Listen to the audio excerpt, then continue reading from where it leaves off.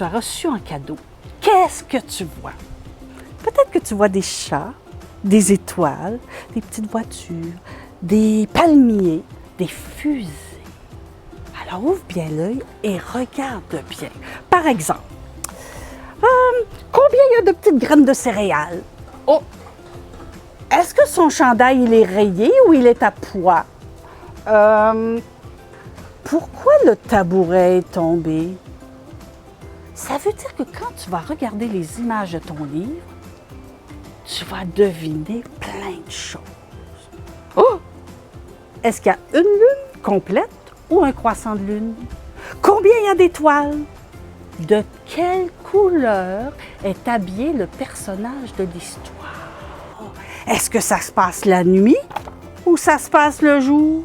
Il y a combien de personnes dans cette histoire? Est-ce qu'il y en a qui portent des chapeaux, des manteaux, des bottes, des souliers ou qui sont simplement en orteils?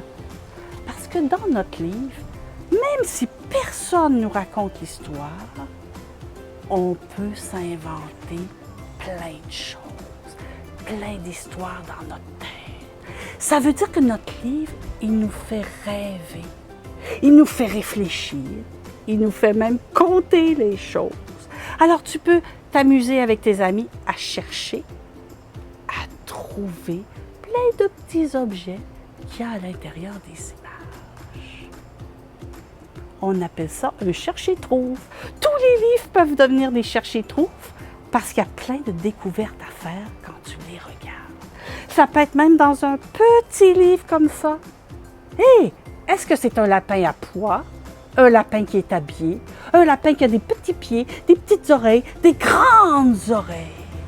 Est-ce que le personnage a les cheveux frisés, un chapeau sur la tête, une robe, des pantalons, des chaussures? Oh, tu vois, quand tu regardes un livre, tu peux te poser plein de questions. Tu peux même inventer des nouvelles histoires. Est-ce que tu serais capable de me raconter une histoire? De me raconter l'histoire du livre que tu as reçu en cadeau? Alors, ton livre qui est si précieux, tu le gardes longtemps près de toi.